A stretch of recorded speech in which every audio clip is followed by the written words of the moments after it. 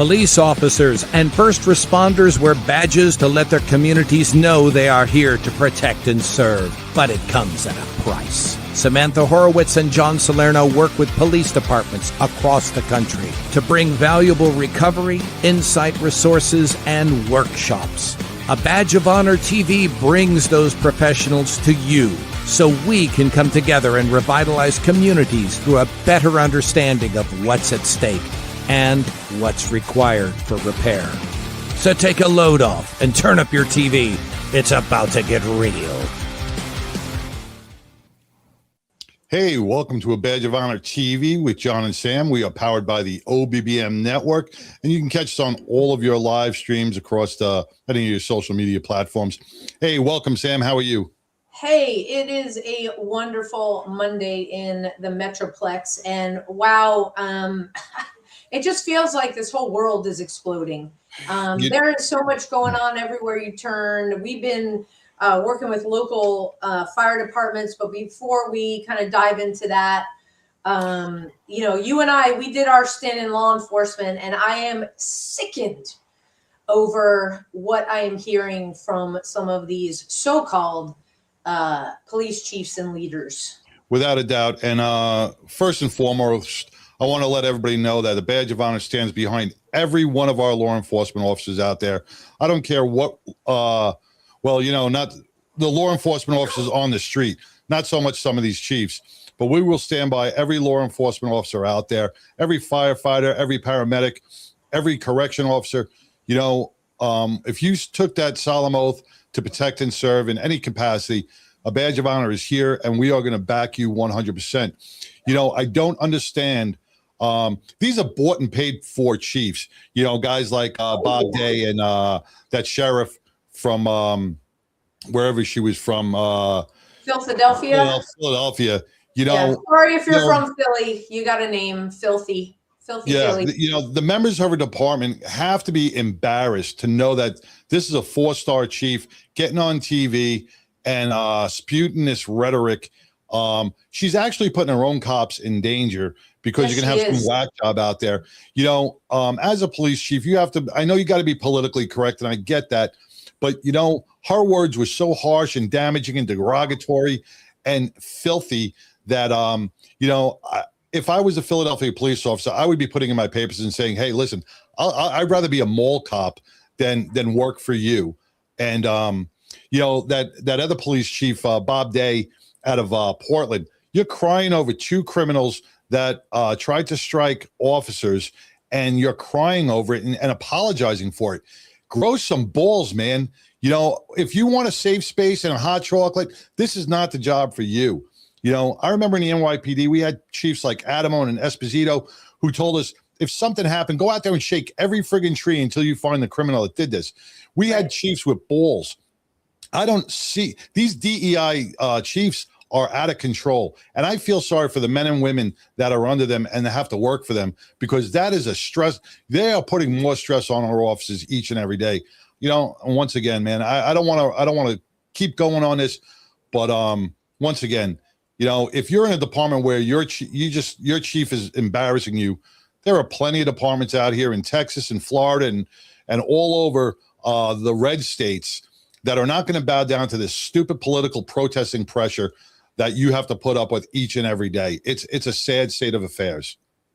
And it goes to not only an impact on mental health and wellness, but moral injury as well, because they're being asked to do something that is so far against the morals and the behaviors of how a police officer should respond and act. And when you swear that oath, it's very distressing. And we're going to talk about this as it relates to the fire department with our guests. You and I have been, and the entire team has been out in Haltom City working with the amazing fire department out there. They have got a peer support group inside the fire department that has been helping a lot, and as well as wellness things that they do for their wellness, infrared sauna, cold plunge. They've got access to a lot of things. And know, it's pretty impressive. And you and I jokingly, but seriously, also say that, you know, you guys are leaps and bounds ahead of a lot of the police departments that we've worked with. And so we'll get the PD. Yeah. Well, the fire department's like that. You know, the fire department's got that camaraderie. They got that brotherhood and sisterhood. And they're dark humor and they're joking and they're ribbing each other. You know, that is also a way of venting through your mental health when you can come back and you can talk about a call with somebody and, you know, they're pretty close. They're a tight-knit group, and, you know, God bless them for that. I think that's a whole culture within the fire department. Absolutely. And so we are going to bring on our guest. His name is Jeff Dill. Did a long time in the fire service, and he is the founder of Firefighter Behavioral Health Alliance. Jeff, welcome to Badge of Honor TV. Well, thank you, Sam and John. I appreciate it. It's an honor to be on your show. It's an honor to have you. Tell everybody watching and listening on their favorite podcast app all about you and how you came to found Firefighter Behavioral Health Alliance. Well, I will give you the Reader's Digest. How's that sound? That sounds good. So I started in the fire service in the northwest suburbs of Chicago in 1990 as a volunteer. And then in 95, I went career and moved up pretty quickly within the ranks. I was an officer 23 out of 26 years of my active career outside there in the northwest suburbs. And it all changed for me in 2005 with Hurricane Katrina. Division I outside of Chicago sent down numerous firefighters to help out our brothers and sisters down there in the southeast in New Orleans. And when they came back, they were showing me videos and pictures they were picking up bodies in the streets and the devastation. And you have to understand, this is 2005, and we never talked about behavioral health. That was just a taboo subject, and I know both of you know that. And so, but I thought, well, I was a battalion chief at the time, and I thought, how can I help out my brothers and sisters? So I decided to go back and get my master's degree, and I became a licensed counselor. Nice. And actually in 2009, I founded counseling services for firefighters. I began training counselors and chaplains. Hey, you want to work with us? You need to understand us. We're just a tad bit different. Not that it's wrong from my point of view, but we're a little different. And so early 2010, I started receiving emails and phone calls from all over the world saying, do you do anything about firefighter suicides? I said, what? I said, never heard of that. I mean, no one ever talked about that. Started doing a little research and found out, hey, we might have a bigger problem than people realize. And so my bride and I, we just celebrated 45 years of marriage in November, Karen. And we founded. Congratulations. Thank you. Yeah, we founded Firefighter Behavioral Health Alliance and started hosting workshops in regard to behavioral health, but it was also the year that we started tracking and validating fire and EMS suicides in America. And so over these years, we now have 14 different workshops. I've traveled about 1.5 million miles across the U.S. and Canada speaking. I've even had the honor of speaking at the Pentagon because we track military firefighters as well as wildland, career volunteer, EMS, and in 2019 we started tracking dispatchers. So it's just been an incredible ride. We do a lot for families. In May will be our 10th anniversary of our Those Left Behind annual weekend retreat, and I will tell you both, it is one of the most powerful weekends you can ever imagine. Families come from all over the country and they bond and share things that I never lost anyone in my immediate family. I saw it on the job, and I've lost about 35 people I've known doing FBHA. So that's it in a nutshell. I will tell you that we have validated 2,291 of these tragic events, and I've personally spoken to about 2,240 chief officers or families to validate all the data. So I've heard a lot of stories. And you got a little clicker on you when you're talking to all these people? I tell you, man, I can't remember to do the laundry when my wife asked me, but I can remember names from years ago and things. It's because you got a passion for it. But I want to reiterate, you really touched on a couple of our unsung and forgotten heroes that are out there, and that's the stump jumpers and the forest land firefighters. our airport firefighters and aviation firefighters, along with our dispatchers, man. They have such a critical job, and sometimes we do forget about them because they're all their own entity, and they usually never bunched in with the rest of us on the street sometimes. But God bless you for not forgetting those forgotten heroes. No, and it's important. 4.5 years ago, I started as the behavioral health administrator for Las Vegas Fire and Rescue. And one group I target is they are our dispatchers up there. They handle close to 600,000 calls a year, and they hear a lot of tragedy, a lot of tragic events. So we make sure that we take care of them as well. Nice. 100%, 100%. We are dedicated to highlighting our warriors, our patriots, those that speak up when people don't want to speak. And when we come back from our first break, because we're going to hear from one of our sponsors, Patriot Mobile, who really backs all of our first responders and our veterans and takes it very seriously. But when we come back, we'll talk more with Jeff Dill, because I have a specific question about the timeline in terms of talking about stuff, because you mentioned 2005. So let's take our first break, folks. We'll be back right after these messages. When you choose Patriot Mobile, you're not just picking a wireless provider. You're choosing a company that shares your values. It's easy to switch, and you can keep your number, your phone, and most importantly, your values. With Patriot Mobile, you get the power of nationwide coverage on all 3 major networks. That means wherever life takes you, we've got you covered on the same reliable networks you already know and trust. And when you need us, we're here for you right here at home. Our customer service is 100% US-based, because we believe that support should come from people who understand you and your values. At Patriot Mobile, you're not just another call, you're a priority. In today's world, where you spend your money matters more than ever. Every dollar is a vote for the kind of future you want to build. Join the thousands of Americans making a difference with every call, every text, and every connection. Choose a company that shares your values. Choose Patriot Mobile.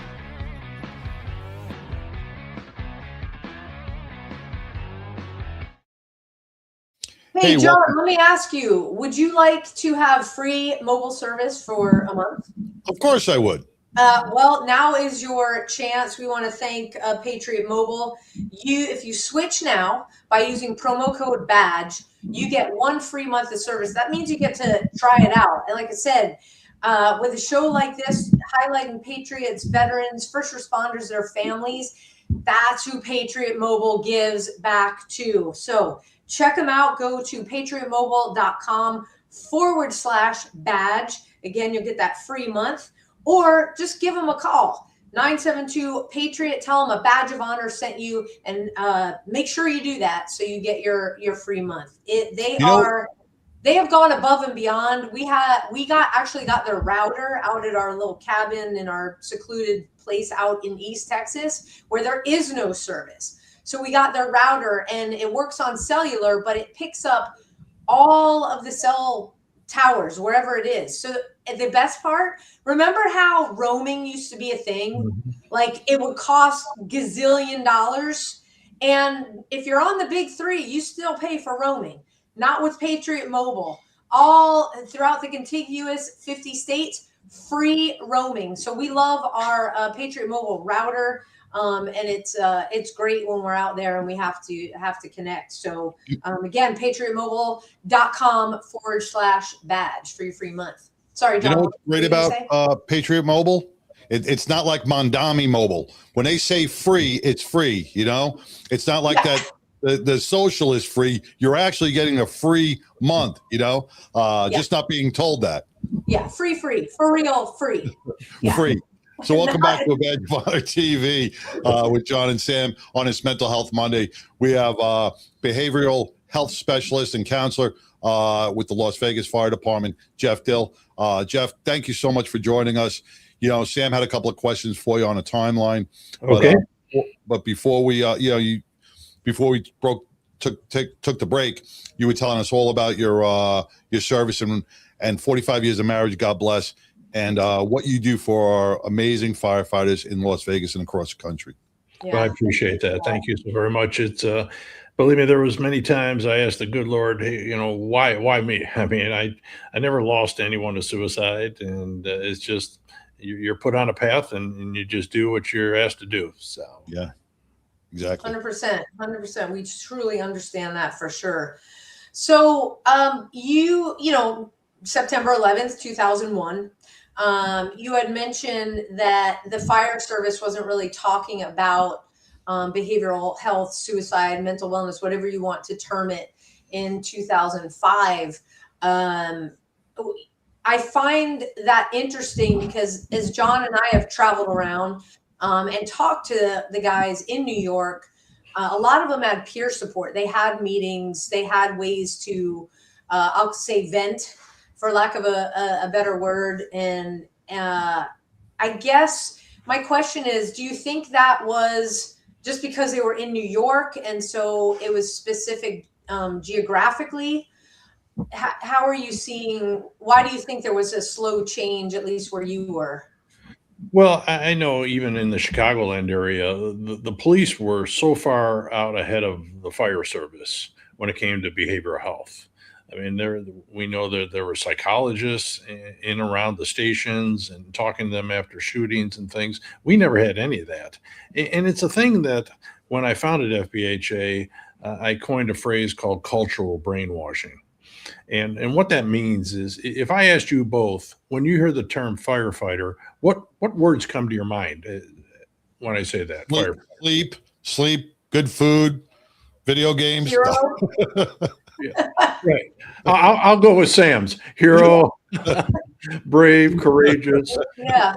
I asked these questions, two of our workshops, one's for our families and one's for our chaplains and counselors. And I started out with that, and I get the same thing. They're heroic, self-sacrificing, brave. In 17 years, I've yet to hear anyone say, well, they have a lot of anger issues. Their communication skills are just, they're suck. They drink like fish. And so society can be culturally brainwashed. And so when you're asked to put this uniform on and do what you're asked to do, let's not show any weakness. Let's keep strong. And that's when you're challenged in your personal, professional life to act that way, that becomes very, very difficult to maneuver. You're not supposed to ask for help. You don't want to be the weak link of the company. So that cultural brainwashing is truly real.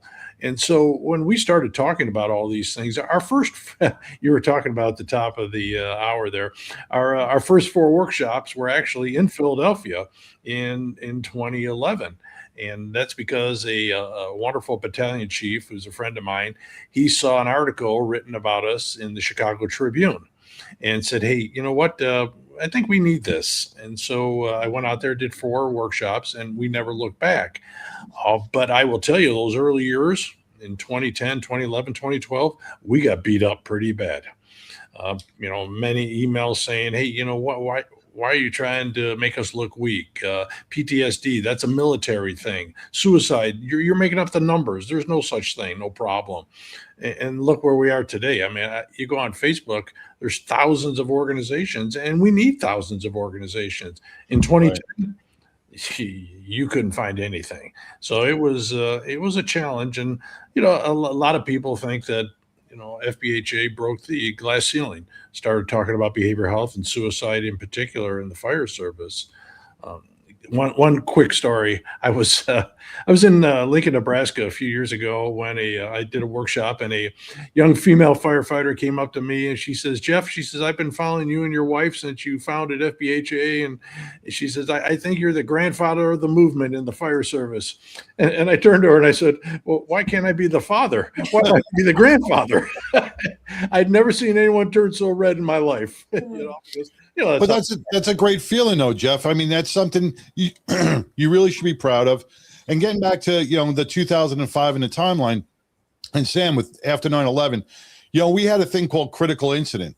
Right. Where they'd have these wannabe counselors. They really were nobody from the fire service or the police department. They were just somebody with a degree that came in at watched a couple of reruns of NYPD Blue, and they thought they were saving lives.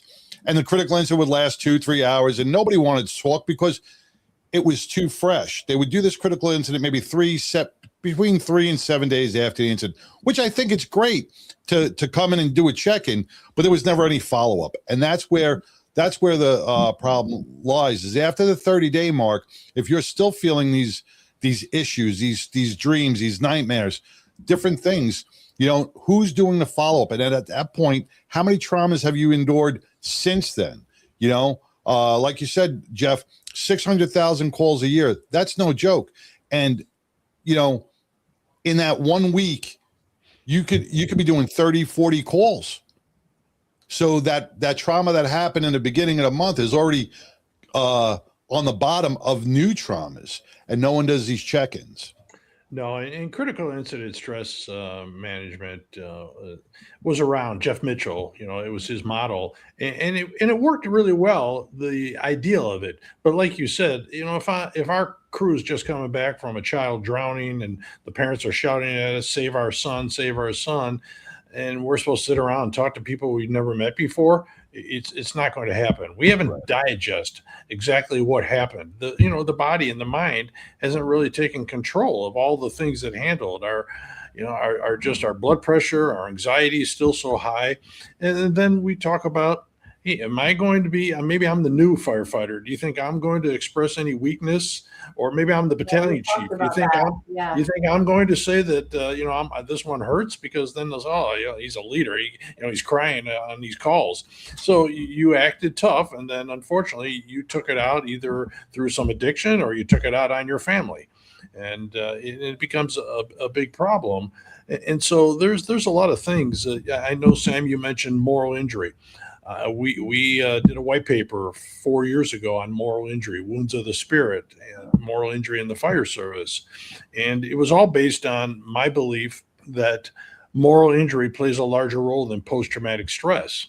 And I base that on that the number one known reason why our brothers and sisters are killing themselves is due to relationships, whether it's work relationships or personal relationships, then followed by depression and then PTSD.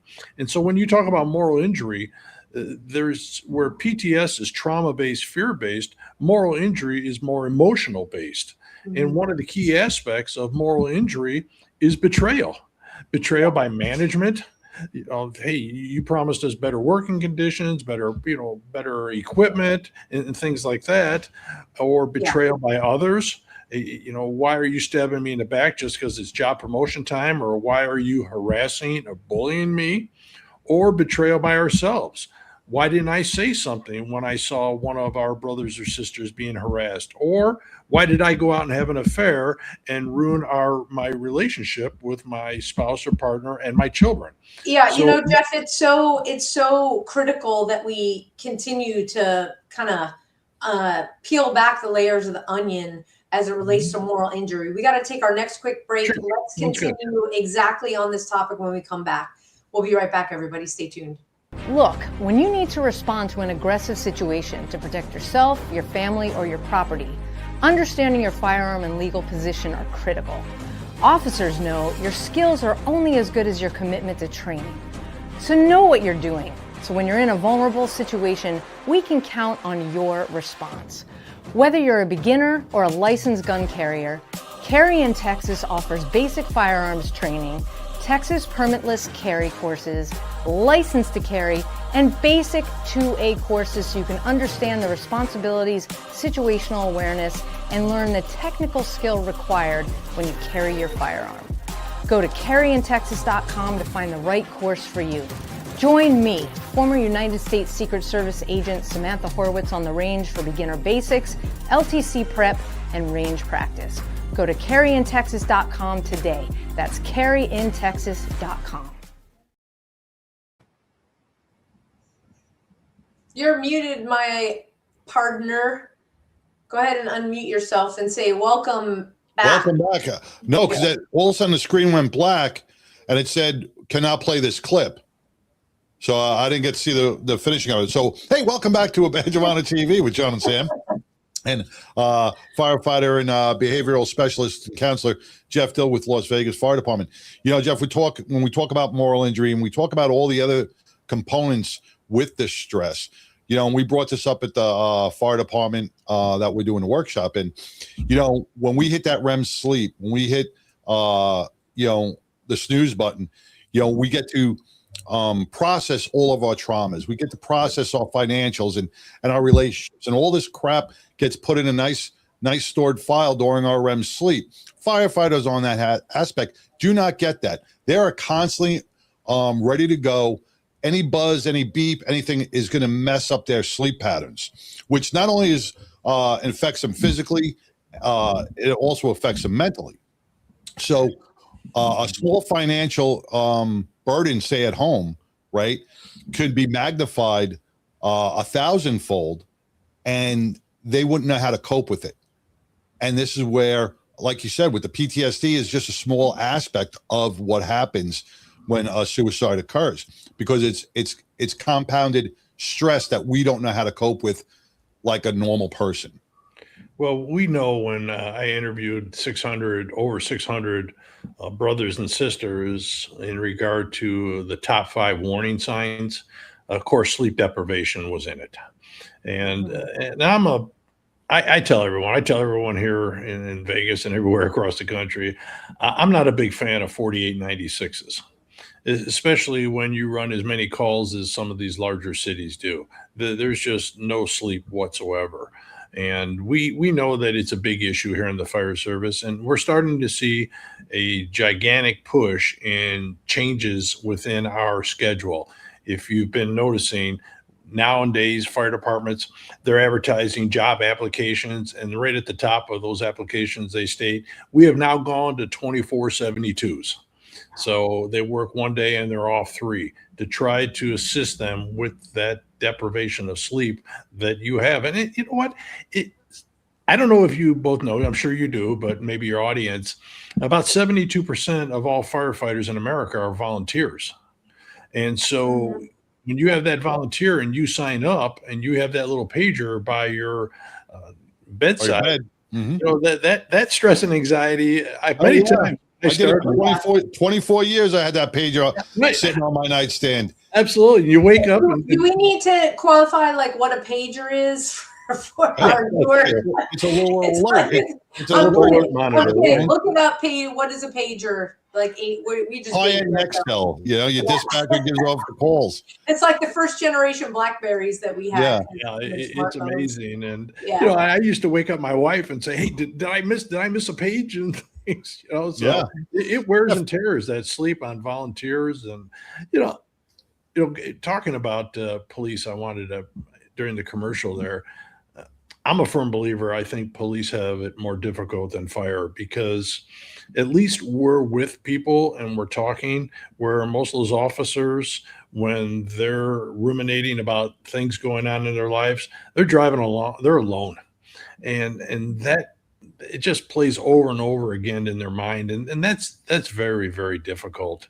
So, kudos to the police service who's trying to do everything they can to help our brothers and sisters in the blue in regard to behavioral health.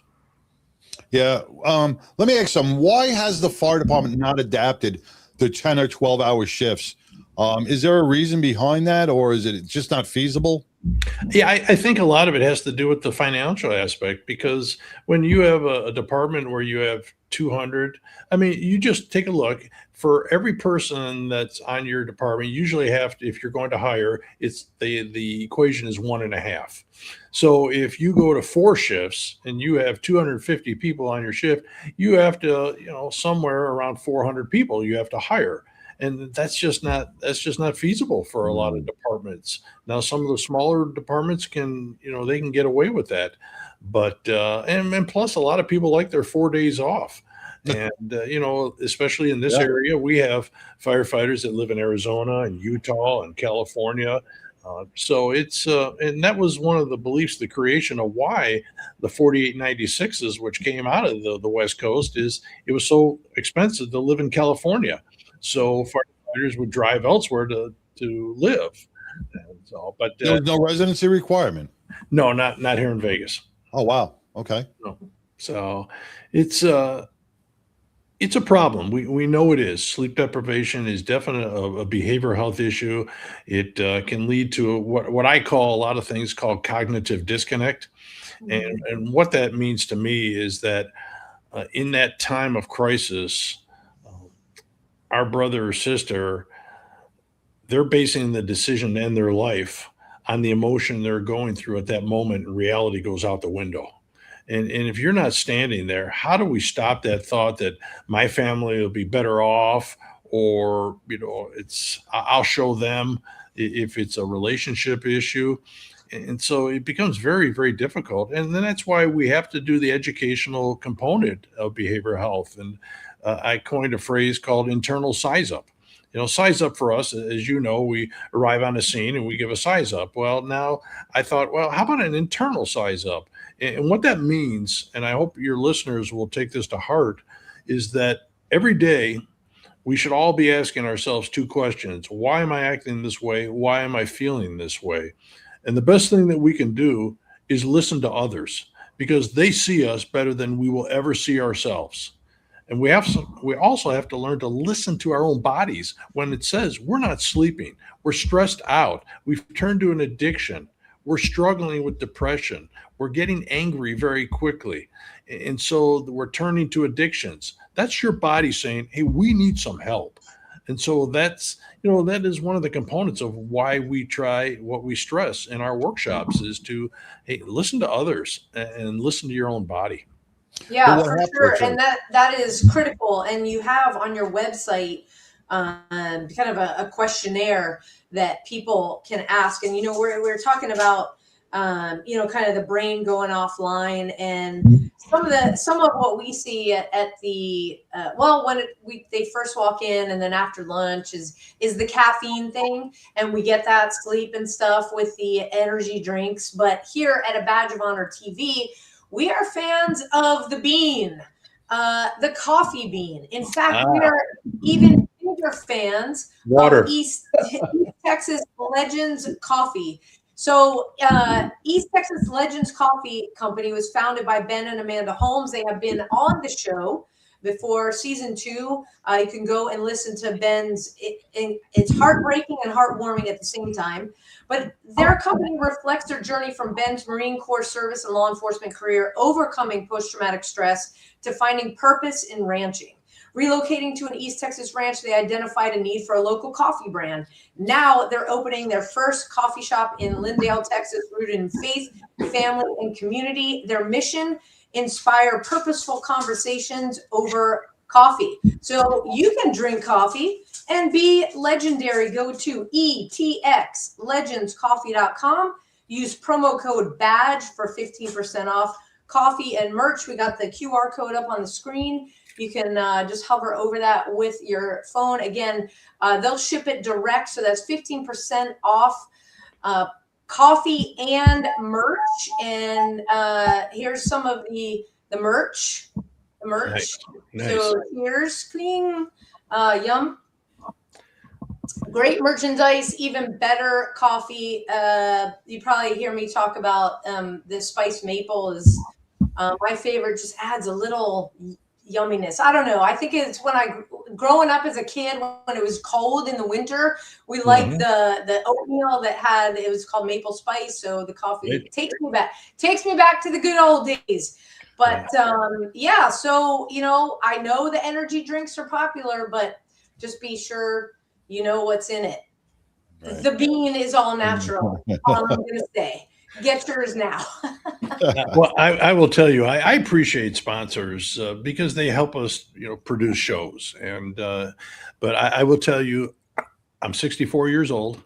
I've never had a cup of coffee in my life. Wow. No, we need to end the show right now. I know. It's sad, but I don't drink pop. It's mainly water. I don't really drink. So coconut milk with that's about it. So I'm pretty boring. No. I mean, that's a healthy way of living, and that's good. Coffee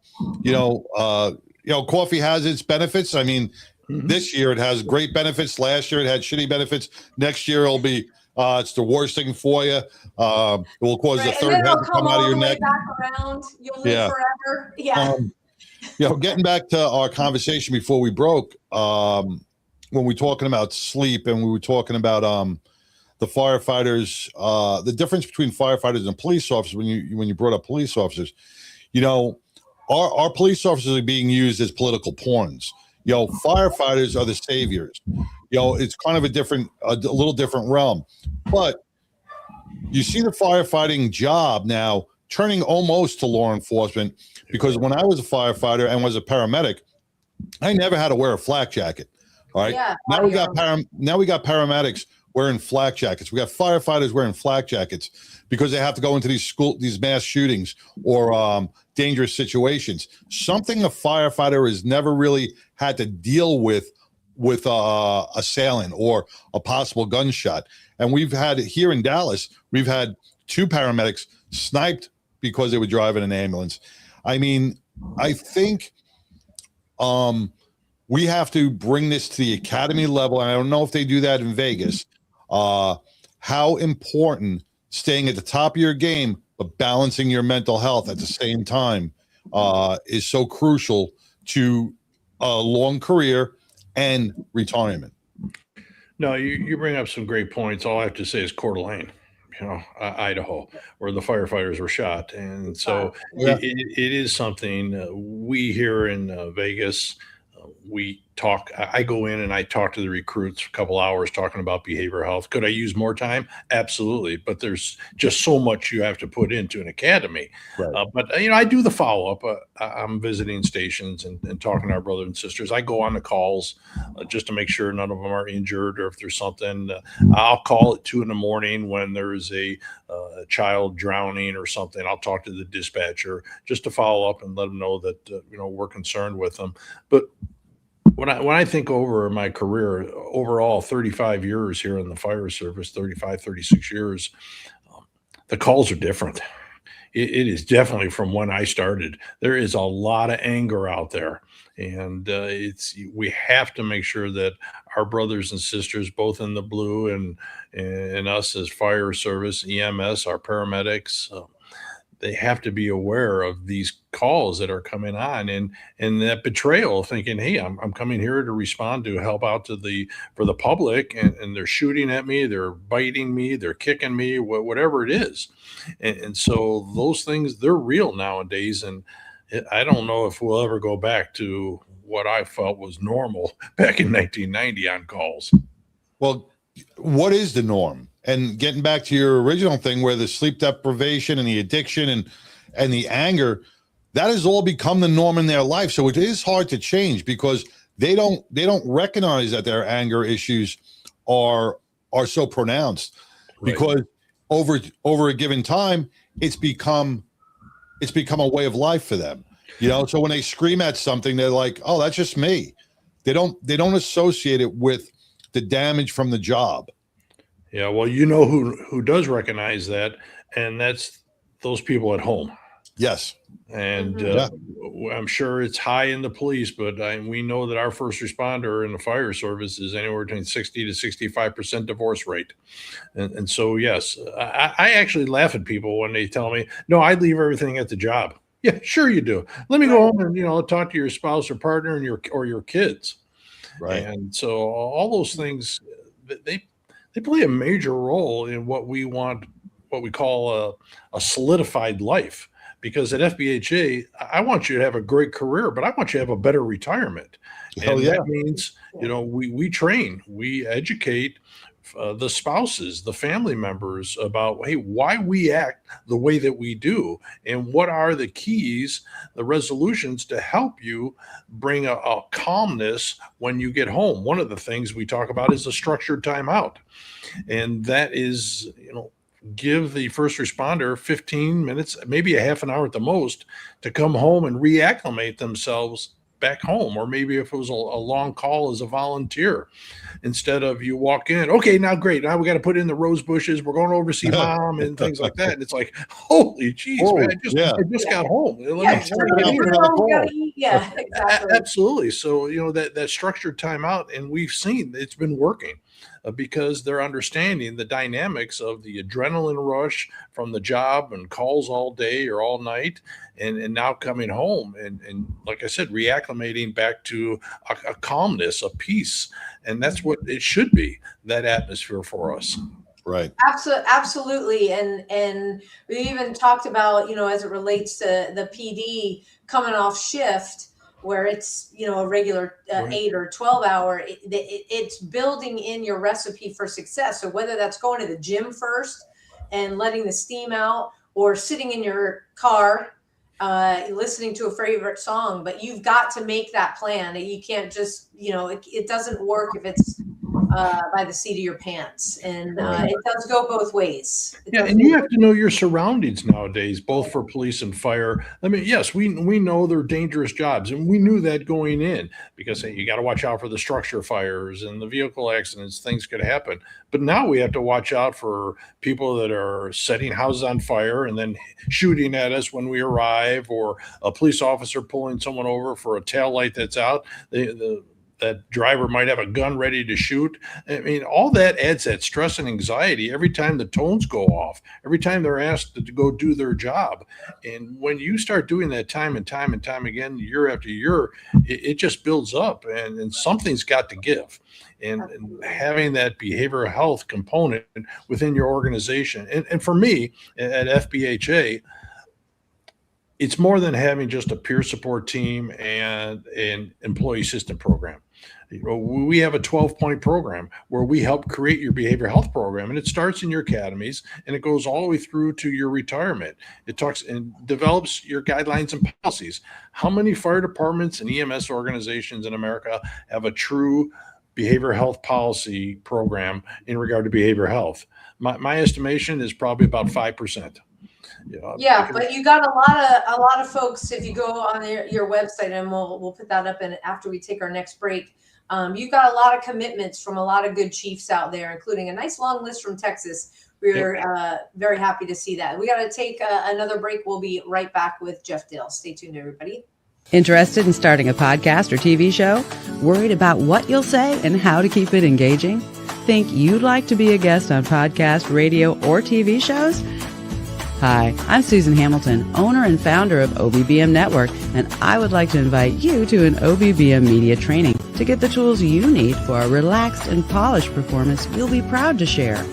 Our specialized training techniques include role play, voice training, and everything you need to deliver a confident, clear, and engaging interaction. Go to offbeatbusiness.com. Go to the calendar and register for a training that's convenient for you. Dates available now, 214-714-0495. Hey, welcome back to A Badge of Honor TV with John and Sam, with our special guest, Jeff Dill, behavioral health specialist counselor with the Las Vegas Fire Department.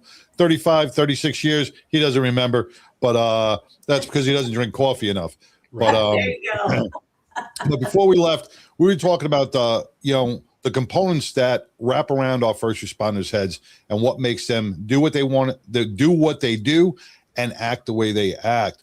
And when we talk about the different stress levels and the different political culture within their departments, Sam, you brought up peer support. That's not just to check a box. Our peer support groups have to be there 24/7 for our first responders. And I don't know how it is in the fire department, but if somebody's battling, now I go to my peer support representative or my peer support buddy that's in the fire department, and I start opening up and I start saying, hey, this call the other day, blah, blah, blah. Now the tones go off, right? Now I'm out for another job. I didn't get, are we giving our peer support the tools and the time needed to really be effective within our agencies? Well, it's a great question. As the behavioral health administrator, I oversee the peer support team. And we have about 65 wonderful people on our team. And they include some battalion chiefs. They include our chaplains. And for the first time in the fall, we did our training. We actually had 4 wives join the peer support team. because they talk to each other. And so we want them to have the ability as peer support team members to provide, the components for our peer support training are very basic, very simple, meaning we want you to have compassion, the ability to listen, confidentiality, and provide resources. And that's what I ask of you out of our peer support team members. And so one of the things that we did here in Vegas, a good captain here created a QR code. And so I have been able to put all our resources into the QR code. And then now firefighters can be at home if they're struggling. They don't want to talk. They don't want to be embarrassed by asking anyone. They just go to this QR code. It lists all our resources. We have about 40 clinicians. I have inpatient facilities. I have outpatient facilities. I have equine therapy, all different types of therapies in this QR. It shows all the peer support team members, all our chaplains. And so now we have these resources available. And that's what we need to do for our members, is to make sure that they're comfortable. Right. We are seeing, peer support really took off in the fire service in 2014 when two good friends of mine, Matt Olson and Sarah Gura, created the Illinois Peer Support Network. And what they did was they initially trained about 200 firefighters. And then in 2016, the IFF, the union for the fire department nationwide, they started doing peer support, and we start seeing more and more. In fact, now, like I said, FBHA does peer support training, and it's important. I will tell you, I think you mentioned it earlier, John, is that I've done this for a lot of years. I am still not an expert. I've spoken at every major conference in America and Canada. In fact, I'm going up to Canada again to speak at a Canadian Fire Chiefs Conference. And they introduced me as, Jeff Dill, the expert in this subject. No, to me, an expert sees a problem and is able to devise a response and fix that problem. We're not doing that right now. We're still losing good men and women. And so I've learned a lot. There's no doubt about it. I've learned a lot, and I'm a firm believer of Maslow's pyramid, and that's why one of the reasons why I applied for this job back in early 21. The self-actualization, the top, take what you know and pass on to others. And I have been blessed by meeting thousands and thousands of our brothers and sisters and family members. I've listened to thousands of suicides, and I try to pass that on to others, and so that they'll carry that torch, because one day, hey, you know what?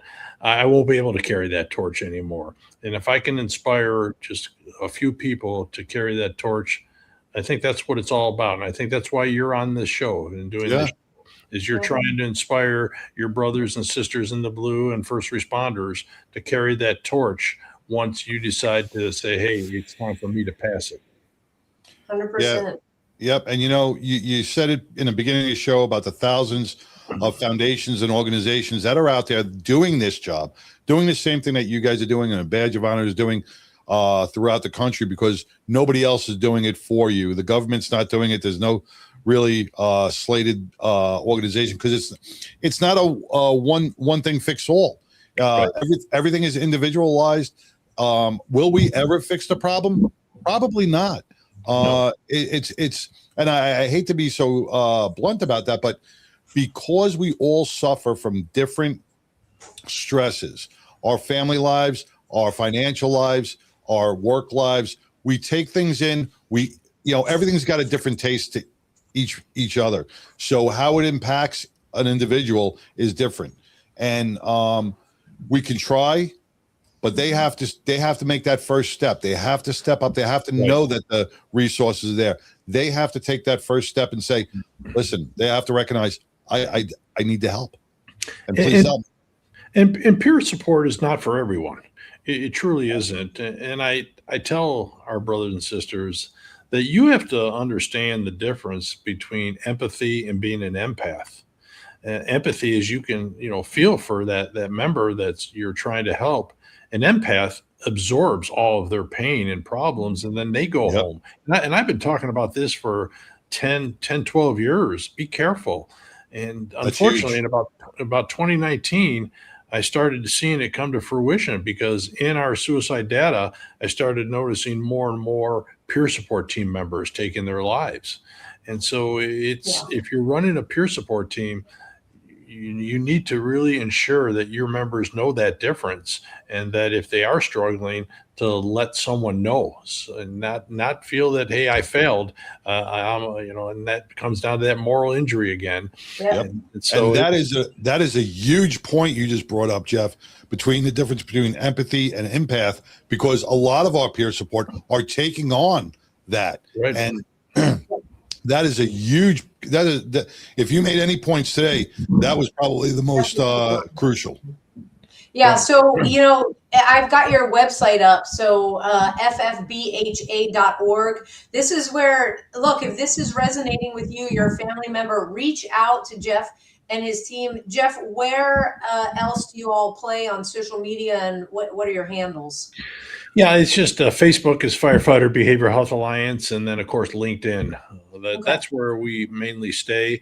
And for any family members, survivors of fire, EMS, and dispatch suicides, we still have openings for our May weekend retreat. This year we'll be in Orlando, Florida.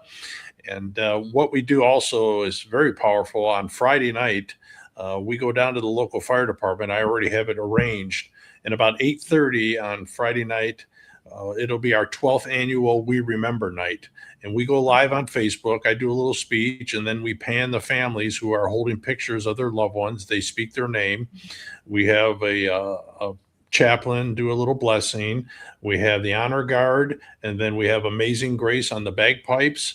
And then at the top of the hour, 9 o'clock, the rigs run their lights for 1 minute to say, we remember. We remember our fallen brothers and sisters, and we have hundreds upon hundreds of organizations across the U.S. and Canada that join us.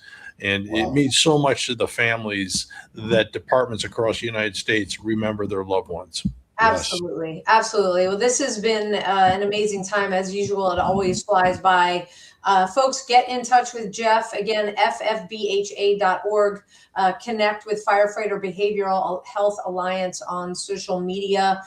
Jeff, it was an honor and a pleasure to have you. Yes. Thank you for really breaking it down and getting real with what is going on out there in our fire service today. We're all trying to make a difference, for sure.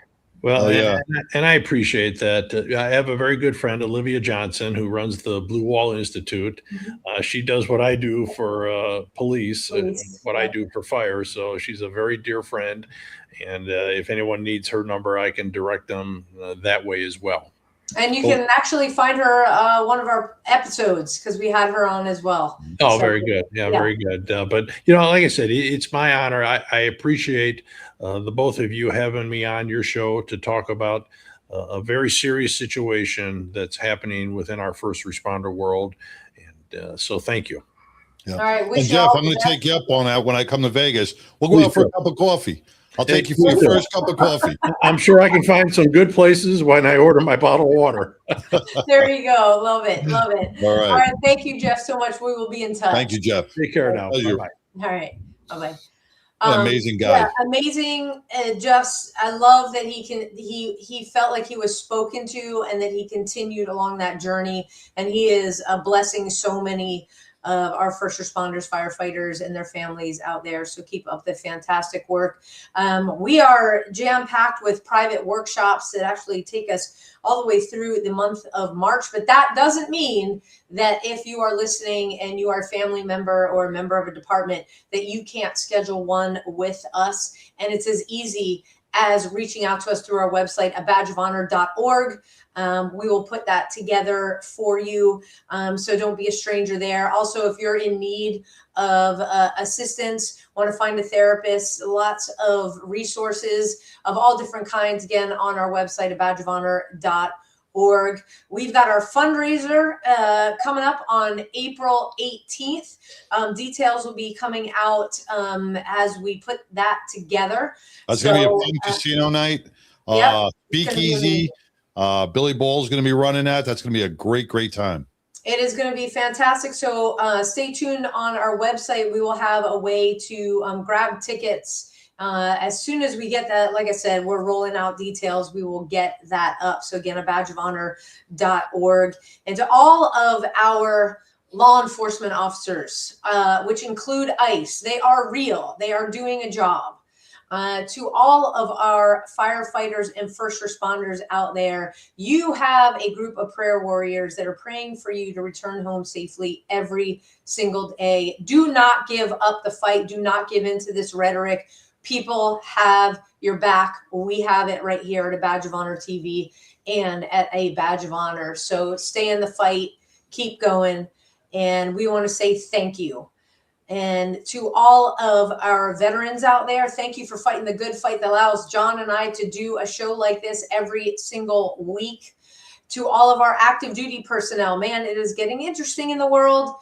If you are spread out, like we know you are throughout the entire world, we may not hear about every single thing you're doing every day, but we are thinking about you and we are praying for you. Thank you for keeping our shores safe. John, take us home. Man, you couldn't have said it better, but I just want to just give a quick call out to McDonald's, Hilton, and to anybody else who fails to recognize our amazing ICE officers by denying them entry or food or anything else. Shame on you. It is horrible. I don't care if they're individually owned and operated stores. You still fly that same flag of McDonald's and the Hilton. Shame on you. And thank God for our wonderful ICE officers out there doing a great job. Well, it's crap food and poor leadership. So you don't need them. We don't need them, and they don't need them. Correct. Okay. Until then, everybody. Yep. Peace. All right. Take care. A Badge of Honor podcast is produced for the OBBN Network podcast and protected under copyright law. For content permissions, please submit your request to abadgeofhonor.com on the content page. For OBBN Network programming information, please call 214-714-0495 today.